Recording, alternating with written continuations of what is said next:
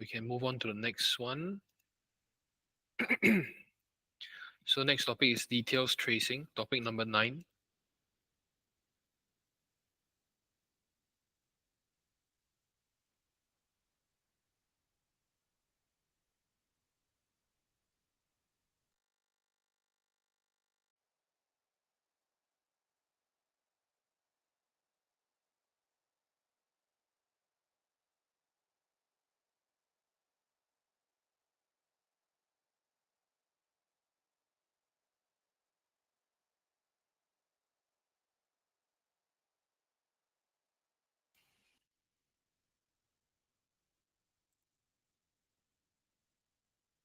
Okay, so details tracing is actually a short topic.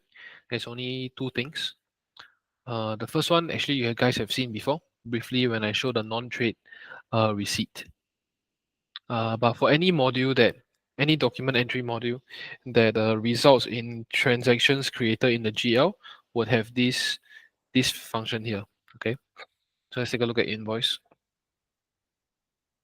Any document that has been created, saved already, you'll see this GL button here if there are transactions created in the general ledger as a result of this document entry. So this is just a shortcut to open the general ledger module, have this document filter filled in, and then refresh to see the result. Yeah. So basically, what is this is effectively the double entries and transactions that happen as a result of this document. So just you see, there's this one line of selling this inventory item 2,500, and then the GST of 206.42. These are the double entries that happen in the background. So this amount total is being debited to your trade debtors. That means your customer owes you. Credited this amount to sales, and then the remaining amount to GST. And then for this item, yeah, this one is a bit of a bizarre situation because this item actually only costed me $15 per unit when I bought it. So cost of goods sold is 15. This is only for inventory item, and then the stock got credited by 15 because I lost that $15 worth of stock. Yeah.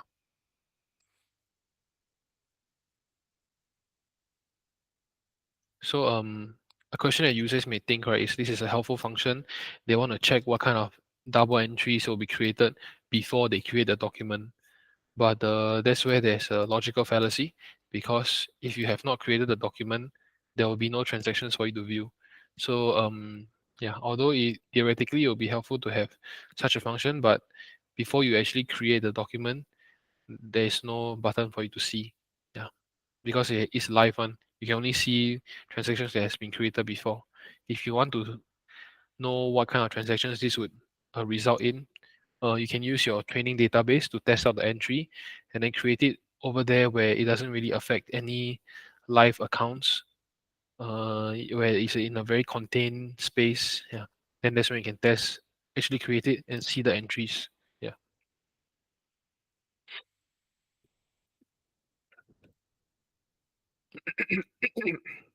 So that one is called viewing transaction GL entries lah.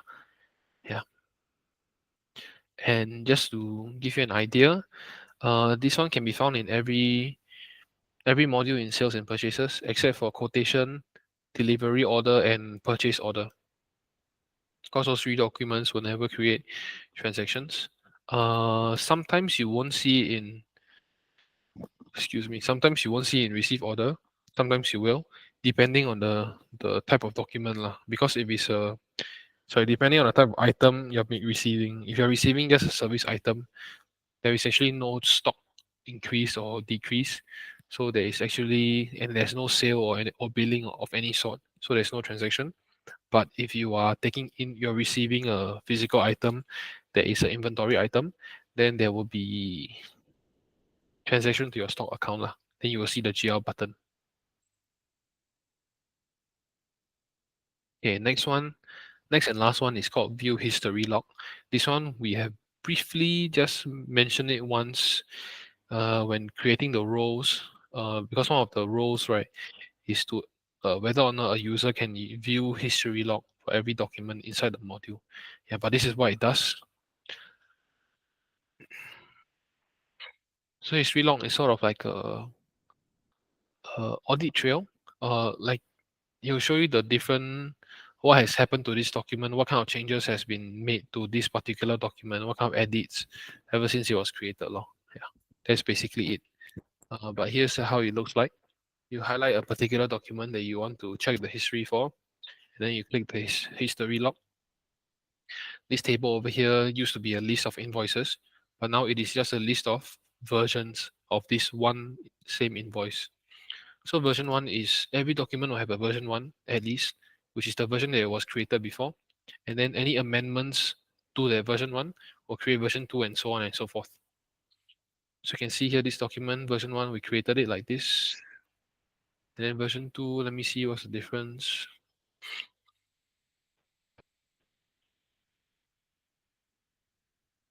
I believe it's the date, yeah. I changed the date 1 month forward. Yeah. So some changes you can see here, some you cannot see directly. Okay, but let's do a live example.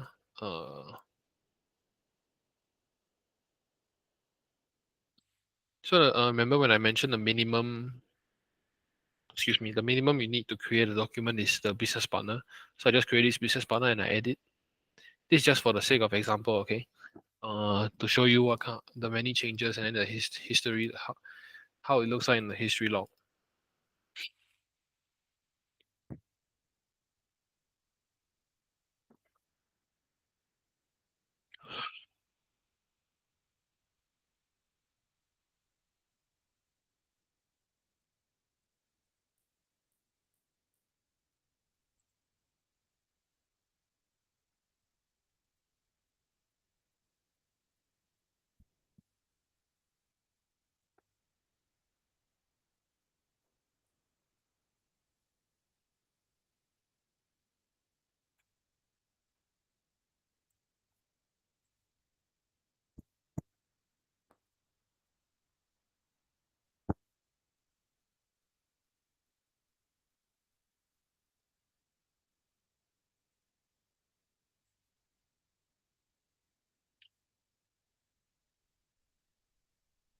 Okay, so I just finished doing a bunch of random changes.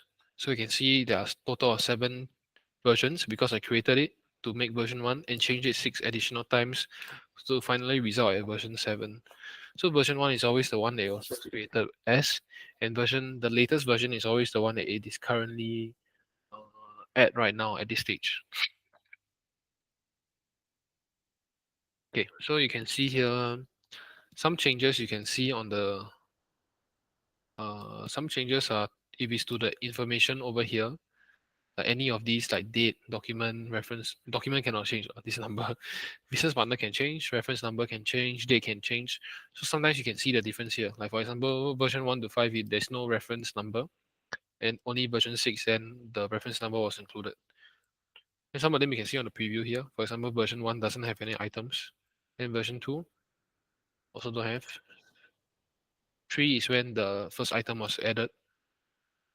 Yeah. And sometimes you can see there's a change in amount. I think by version 5, I have added the actual amount and quantity.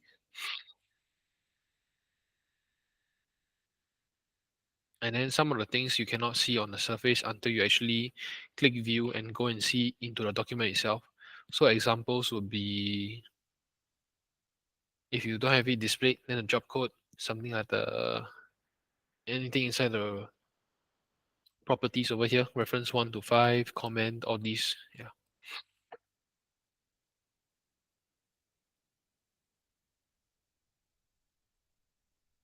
Oh, and did I mention to exit back the to exit the view of the history log, just click on history log again, and it will go back to the normal view.